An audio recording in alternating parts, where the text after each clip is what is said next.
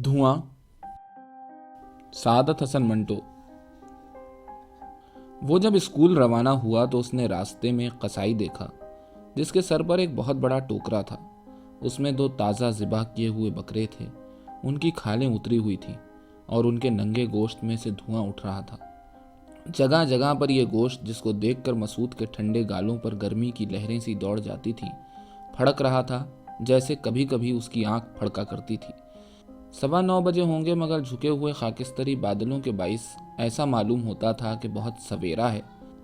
सर्दी में शिद्दत नहीं थी, लेकिन राह चलते आदमियों के मुंह से गर्म गर्म समावार की टोटियों की तरह गाढ़ा सफ़ेद धुआं निकल रहा था। हर शय बोझल दिखाई देती थी, जैसे बादलों के वजन के नीचे दबी हुई है। मौसम कुछ वैसी ही कैफियत का हामिल था जो रबड़ के जूते पहनकर चलने से पैदा होती है। इसके बावजूद कि बाजार में लोगों की आमदरफ्त जारी थी और दुकानों में जिंदगी के आसार पैदा हो चुके थे, आवाज़ें मध्यम थीं, जैसे सरगोशियां हो रही हैं, चुपके चुपके। धीरे धीरे बातें हो रही हैं, हौले हौले लोग कदम उठा रहे हैं कि ज़्यादा ऊंची आवाज़ पैदा न हो। मसूद बगल में बस्ता दबाए स्कूल जा रहा था। उसकी चाल भी सुस्त थी। जब उसने बेखाल के ताज़ा ज़िबा किए हुए बकरों के गोश्त से सफ़ेद सफ़ेद धुआं उठता देखा तो उसे राहत महसूस हुई। उस धुएं ने उसके ठंडे गालों पर गर्म गर्म लकीरों का एक जाल सा बुन दिया। उस गर्मी ने उसे राहत पहुंचाई और वो सोचने लगा कि सर्दियों में ठंडे या खातों पर बेत खाने के बाद अगर ये धुआं मिल जाया करे तो कितना अच्छा हो। फिजा में उजलापन नहीं था, रोशनी थी मगर धुंधली। कोहर की एक पतली सी तह हर शय पर चढ़ी हुई थी, जिससे फिजा में गदलापन पैदा हो गया था। यह गदलापन आंखों को अच्छा मालूम होता था, इसलिए कि नजर आने वाली चीज़ों की नोक पलक कुछ मध्यम पड़ गई थी। मसूद जब स्कूल पहुंचा तो उसे अपने साथियों से ये मालूम करके कतई तौर पर खुशी न हुई कि स्कूल सिकत्तर साहब की मौत के बाइस बंद कर दिया गया है। सब लड़के खुश थे, जिसका सबूत ये था कि वो अपने बस्ते एक जगह पर रखकर स्कूल के सहन में ऊट पटांग खेलों में मशगूल थे। कुछ छुट्टी का पता मालूम करते ही घर चले गए थे, कुछ आ रहे थे और कुछ नोटिस बोर्ड के पास जमा थे और बार बार एक ही इबारत पढ़ रहे थे। मसूद ने जब सुना कि सिकत्तर साहब मर गए हैं तो उसे बिल्कुल अफसोस न हुआ। उसका दिल जज्बात से बिल्कुल खाली था। उसने ये ज़रूर सोचा कि पिछले बरस जब उसके दादा जान का इंतकाल इन्हीं दिनों में हुआ था तो उनका जनाजा ले जाने में बड़ी दिक्कत हुई थी, इसलिए कि बारिश शुरू हो गई थी। वो भी जनाजे के साथ गया था और कब्रिस्तान में चिकनी कीचड़ के बाइस ऐसा फिसला था कि खुदी हुई कब्र में गिरते गिरते बचा था। ये सब बातें उसको अच्छी तरह याद थीं। सर्दी की शिद्दत, उसके कीचड़ से लथपथ कपड़े, सुर्खी माइल नीले हाथ जिनको दबाने से सफ़ेद सफ़ेद धब्बे पड़ जाते थे, नाक जो कि बर्फ़ की डली मालूम होती थी, और फिर आकर हाथ पांव धोने और कपड़े बदलने का मरहला। ये सब कुछ उसको अच्छी तरह याद था। चुनाचे जब उसने सिकत्तर साहब की मौत की खबर सुनी तो उसे ये सब बीती हुई बातें याद आ गईं और उसने सोचा जब सिकत्तर साहब का जनाजा उठेगा तो बारिश शुरू हो जाएगी और कब्रिस्तान में इतनी कीचड़ हो जाएगी कि कई लोग फिसलेंगे और उनको ऐसी चोटें आएंगी कि वो बिलबिला उठेंगे। मसूद ने यह खबर सुनकर सीधा अपनी क्लास का रुख किया। कमरे में पहुंचकर उसने अपने डेस्क का ताला खोला, 2-3 किताबें जो कि उसे दूसरे रोज़ फिर लाना थीं रखीं और बाकी बस्ता उठाकर घर की जानिब चल पड़ा। रास्ते में उसने फिर वही 2 ताज़ा ज़िबा किए हुए बकरे देखे। उनमें से एक को अब कसाई ने लटका दिया था, दूसरा तख्ते पर पड़ा था। जब मसूद दुकान पर से गुजरा तो उसके दिल में ख्वाहिश पैदा हुई कि वो गोश्त को, जिसमें से धुआं उठ रहा था, छू कर देखे। चुनाचे उसने आगे बढ़कर उंगली से बकरे के उस हिस्से को छूकर देखा जो अभी तक फड़क रहा था। गोश्त गर्म था। मसूद की ठंडी उंगली को यह हरारत बहुत भली मालूम हुई। कसाई दुकान के अंदर छुरियां तेज करने में मसरूफ था। चुनाचे मसूद ने एक बार फिर गोश्त को छूकर देखा और वहां से चल पड़ा। घर पहुंचकर उसने जब अपनी माँ को सिकत्तर साहब की मौत की खबर सुनाई तो उसे मालूम हुआ कि उसके अब्बाजी उन्हीं के जनाजे के साथ गए हैं। अब घर में सिर्फ 2 आदमी थे, माँ और बड़ी बहन। माँ बावर्ची खाने में बैठी सालन पका रही थी और बड़ी बहन कुलसुम पास ही एक कांगड़ी लिए दरबारी की सरगम याद कर रही थी। चूंकि गली के दूसरे लड़के गवर्नमेंट स्कूल में पढ़ते थे, जिस पर इस्लामिया स्कूल के सिकत्तर की मौत का कुछ असर नहीं हुआ था, इसलिए मसूद ने खुद को बिल्कुल बेकार महसूस किया। स्कूल का कोई काम भी नहीं था। 6ठी जमात में जो कुछ पढ़ाया जाता है वो घर में अपने अब्बाजी से पढ़ चुका था। खेलने के लिए भी उसके पास कोई चीज़ न थी। एक मैला कुचैला ताश ताक में पड़ा था, मगर उससे मसूद को कोई दिलचस्पी न थी। लूडो और इसी किस्म के दूसरे खेल जो उसकी बड़ी बहन अपनी सहेलियों के साथ हर रोज़ खेलती थी, उसकी समझ से बालातर थे। समझ से बालातर यूं थे कि मसूद ने कभी उनको समझने की कोशिश ही नहीं की थी। اس کو فطرتاً ایسے کھیلوں سے کوئی لگاؤ نہیں تھا۔ بستہ اپنی جگہ پر رکھنے اور کوٹ اتارنے کے بعد وہ باورچی خانے میں اپنی ماں کے پاس بیٹھ گیا اور درباری کی سرگم سنتا رہا، جس میں کئی دفعہ سا رے گا ماں آتا تھا۔ اس کی ماں پالک کاٹ رہی تھی۔ پالک کاٹنے کے بعد اس نے سبز پتوں کا گیلا گیلا ڈھیر اٹھا کر ہنڈیا میں ڈال دیا۔ تھوڑی دیر کے بعد جب پالک کو آنچ لگی تو اس میں سے سفید سفید دھواں اٹھنے لگا۔ اس دھوئیں کو دیکھ کر مسعود کو بکرے کا گوشت یاد آ گیا۔ چنانچہ اس نے اپنی ماں سے کہا، امی جان، آج میں نے قصائی کی دکان پر 2 بکرے دیکھے۔ ان کی کھال اتری ہوئی تھی اور ان میں سے دھواں نکل رہا تھا، بالکل ویسے ہی جیسا کہ صبح سویرے میرے منہ سے نکلا کرتا ہے۔ یہ کہہ کر اس کی ماں چولہے میں لکڑیوں کے کوئلے جھاڑنے لگی۔ ہاں، اور میں نے گوشت کو اپنی انگلی سے چھو کر دیکھا تو وہ گرم تھا۔ اچھا، یہ کہہ کر اس کی ماں نے وہ برتن اٹھایا جس میں اس نے پالک کا ساگ دھویا تھا اور باورچی خانے سے باہر چلی گئی۔ اور یہ گوشت کئی جگہ پر پھڑکتا بھی تھا۔ اچھا؟ مسعود کی بڑی بہن نے درباری سرگم یاد کرنا چھوڑ دی اور اس کی طرف متوجہ ہوئی۔ کیسے پھڑکتا تھا؟ یوں۔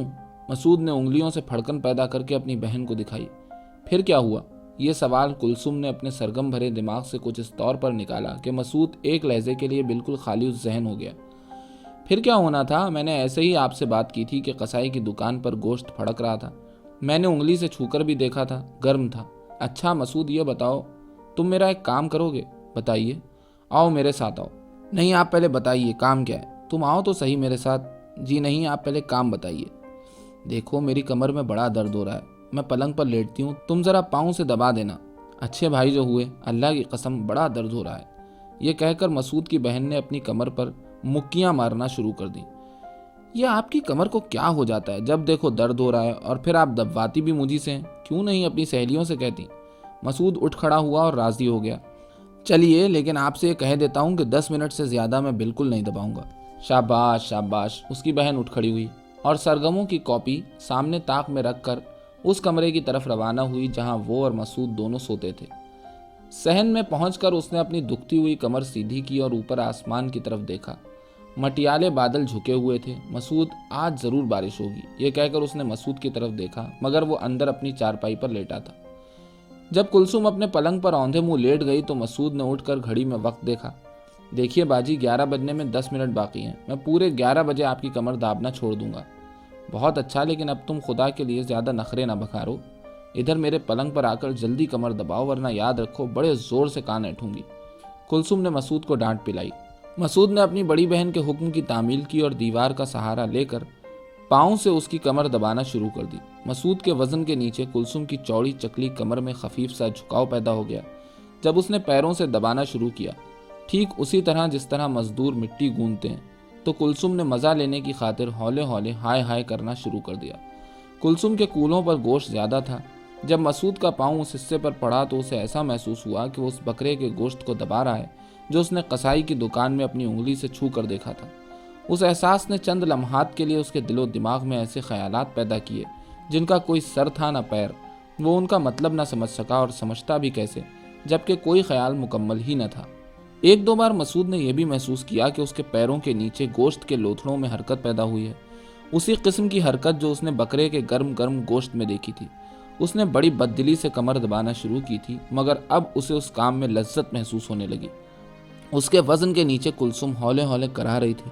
یہ بھچی بھچی آواز جو کہ مسعود کے پیروں کی حرکت کا ساتھ دے رہی تھی، اس گمنام سی لذت میں اضافہ کر رہی تھی۔ ٹائم پیس میں 11 بج گئے، مگر مسعود اپنی بہن کلثوم کی کمر دباتا رہا۔ جب کمر اچھی طرح دبائی جا چکی تو کلثوم سیدھی لیٹ گئی اور کہنے لگی، شاباش مسعود شاباش، لو اب لگے ہاتھوں ٹانگیں بھی دبا دو، بالکل اسی طرح، شاباش میرے بھائی۔ مسعود نے دیوار کا سہارا لے کر کلثوم کی رانوں پر جب اپنا پورا وزن ڈالا تو اس کے پاؤں کے نیچے مچھلیاں تڑپ سی گئیں۔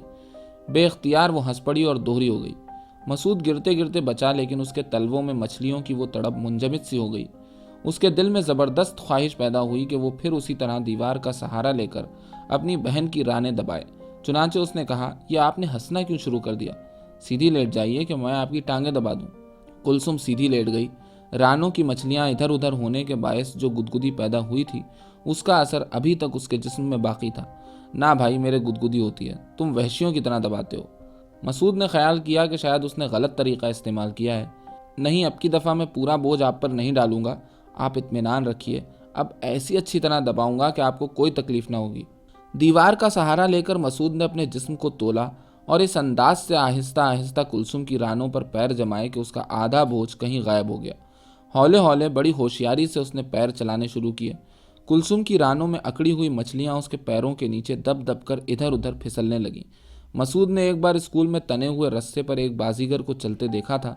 उसने सोचा कि बाजीगर के पैरों के नीचे तना हुआ रस्सा इसी तरह फिसलता होगा। इससे पहले कई बार उसने अपनी बहन कुलसुम की टांगें दबाई थीं, मगर वो लज्जत जो कि उसे अब महसूस हो रही थी पहले कभी महसूस नहीं हुई थी। बकरे के गर्म गर्म गोश्त का उसे बार बार ख्याल आता था। एक दो मरतबा उसने सोचा, कुलसुम को अगर ज़िबा किया जाए तो खाल उतर जाने पर क्या उसके गोश्त में से भी धुआं निकलेगा। लेकिन ऐसी बेहुदा बातें सोचने पर उसने अपने आप को मुजरिम महसूस किया और दिमाग को इस तरह साफ कर दिया जैसे वो स्लेट को स्पंज से साफ किया करता था। बस बस, कुलसुम थक गई, बस बस। मसूद को एकदम शरारत सूझी। वो पलंग पर से नीचे उतरने लगा तो उसने कुलसुम की दोनों बगलों में गुदगुदी शुरू कर दी। हंसी के मारे वो लोटपोट हो गई। उसमें इतनी सकत नहीं थी कि वो मसूद के हाथों को परे झटक दे, लेकिन जब उसने इरादा करके मसूद के लात जमानी चाहिए तो मसूद उछलकर जद से बाहर हो गया और स्लीपर पहनकर कमरे से निकल गया। जब वो सहन में दाखिल हुआ तो उसने देखा कि हल्की हल्की बूंदाबांदी हो रही है। बादल और भी झुक आए थे। पानी के नन्हे नन्हे कतरे आवाज़ पैदा किए बगैर सहन की ईंटों में आहिस्ता आहिस्ता जज्ब हो रहे थे। मसूद का जिस्म एक दिल नवाज हरारत महसूस कर रहा था। जब हवा का ठंडा ठंडा झोंका उसके गालों के साथ मस हुआ और दो तीन नन्ही नन्ही बूंदें उसकी नाक पर पड़ी तो एक झुरझुरी सी उसके बदन में लहरा उठी। सामने कोठे की दीवार पर एक कबूतर और एक कबूतरी पास पास पर फुलाए बैठे थे। ऐसा मालूम होता था कि दोनों दमपुख्त की हुई हंडिया की तरह गर्म हैं। गुले दाऊदी और नाजबू के हरे हरे पत्ते ऊपर लाल लाल गमलों में नहा रहे थे। फिजा में नींदें घुली हुई थीं, ऐसी नींदें जिनमें बेदारी ज्यादा होती है और इंसान के इर्द गिर्द नर्म नर्म ख्वाब यूं लिपट जाते हैं जैसे ऊनी कपड़े। मसूद ऐसी बातें सोचने लगा जिनका मतलब उसकी समझ में नहीं आता था। वो उन बातों को छू कर देख सकता था, मगर उनका मतलब उसकी गिरफ्त से बाहर था। फिर भी एक गुमनाम सा मज़ा उस सोच विचार में उसे आ रहा था। बारिश में कुछ देर खड़े रहने के बाइस जब मसूद के हाथ बिल्कुल यख हो गए और दबाने से उन पर सफ़ेद धब्बे पड़ने लगे तो उसने मुट्ठियां कस लीं और उनको मुंह की भाप से गर्म करना शुरू किया। हाथों को इस अमल से कुछ गर्मी तो पहुंची, मगर वो नम आलूद हो गए। चुनाचे आग तापने के लिए वो बावर्ची खाने में चला गया। खाना तैयार था। अभी उसने पहला लुक़मा ही उठाया था कि उसका बाप कब्रिस्तान से वापस आ गया। बाप बेटे में कोई बात न हुई। मसूद की माँ उठकर फ़ौरन दूसरे कमरे में चली गई और वहाँ देर तक अपने खाविंद के साथ बातें करती रही। खाने से फारिग होकर मसूद बैठक में चला गया और खिड़की खोलकर फर्श पर लेट गया। बारिश की वजह से सर्दी की शिद्दत बढ़ गई थी, क्योंकि अब हवा भी चल रही थी, मगर ये सर्दी नाखुशगवार मालूम नहीं होती थी। तालाब के पानी की तरह ये ऊपर ठंडी और अंदर गर्म थी। मसूद जब फर्श पर लेटा तो उसके दिल में ख्वाहिश पैदा हुई कि वो उस सर्दी के अंदर धंस जाए जहाँ उसके जिस्म को राहत अंगेज गर्मी पहुँचे। देर तक वो ऐसी शीर गर्म बातों के मुतालिक सोचता रहा जिसके बायस उसके पट्ठों में हल्की हल्की दुखन पैदा हो गई। एक दो बार उसने अंगड़ाई ली तो उसे मज़ा आ गया। उसके जिस्म के किस हिस्से में ये उसको मालूम नहीं था कि कहाँ कोई चीज़ अटक सी गई थी। ये चीज़ क्या थी उसके मुतालिक भी मसूद को इल्म नहीं था। अलबत्ता उस अटकाव ने उसके सारे जिस्म में इस्तिराब, एक दबे हुए इस्तिराब की कैफियत पैदा कर दी थी। उसका सारा जिस्म खिंचकर लंबा हो जाने का इरादा बन गया था। देर तक गदगदे कालीन पर करवटें बदलने के बाद वो उठा और बावर्ची खाने से होता हुआ सहन में आ निकला। कोई बावर्ची खाने में था न सहन में। इधर उधर जितने कमरे थे सब के सब बंद थे। बारिश अब रुक गई थी। मसूद ने हॉकी और गेंद निकाली और सहन में खेलना शुरू कर दिया। एक बार जब उसने जोर से हिट लगाई तो गेंद सहन के दाएं हाथ वाले कमरे के दरवाजे पर लगी। अंदर से मसूद के बाप की आवाज़ आई, कौन? जी मैं हूँ मसूद। अंदर से आवाज़ आई, क्या कर रहे हो? जी खेल रहा हूँ। खेलो। फिर थोड़े से तवक्कुफ के बाद उसके बाप ने कहा, तुम्हारी माँ मेरा सर दबा रही है, ज़्यादा शोर न मचाना। ये सुनकर मसूद ने गेंद वहीं पड़ी रहने दी और हॉकी हाथ में लिए सामने वाले कमरे का रुख किया। उसका एक दरवाज़ा बंद था और दूसरा नीम बाज। मसूद को एक शरारत सूझी। दबे पांव वो नीम बाज दरवाजे की तरफ बढ़ा और धमाके के साथ उसने दोनों पट खोल दिए। दो चीखें बुलंद हुईं और कुलसुम और उसकी सहेली बिमला ने, जो कि पास पास लेटी थीं, खौफजदा होकर झट से लिहाफ ओढ़ लिया। बिमला के ब्लाउज के बटन खुले हुए थे और कुलसुम उसके उरियां सीने को घूर रही थी। मसूद कुछ समझ न सका। उसके दिमाग पर धुआं सा छा गया। वहां से उल्टे कदम लौटकर वो जब बैठक की तरफ रवाना हुआ तो उसे अपने अंदर एक अथाह ताकत का एहसास हुआ। جس نے کچھ دیر کے لیے اس کی سوچنے سمجھنے کی قوت بالکل کمزور کر دی۔ بیٹھک میں کھڑکی کے پاس بیٹھ کر جب مسعود نے ہاکی کو دونوں ہاتھوں سے پکڑ کر گھٹنے پر رکھا تو یہ سوچا کہ ہلکا سا دباؤ ڈالنے پر بھی ہاکی میں خم پیدا ہو جائے گا اور زیادہ زور لگانے پر تو ہینڈل چٹاک سے ٹوٹ جائے گا۔ اس نے گھٹنے پر ہاکی کے ہینڈل میں خم تو پیدا کر لیا، مگر زیادہ سے زیادہ زور لگانے پر بھی وہ ٹوٹ نہ سکا۔ دیر تک وہ ہاکی کے ساتھ کشتی لڑتا رہا۔ جب وہ تھک کر ہار گیا تو جھنلا کر اس نے ہاکی پرے پھینک دی۔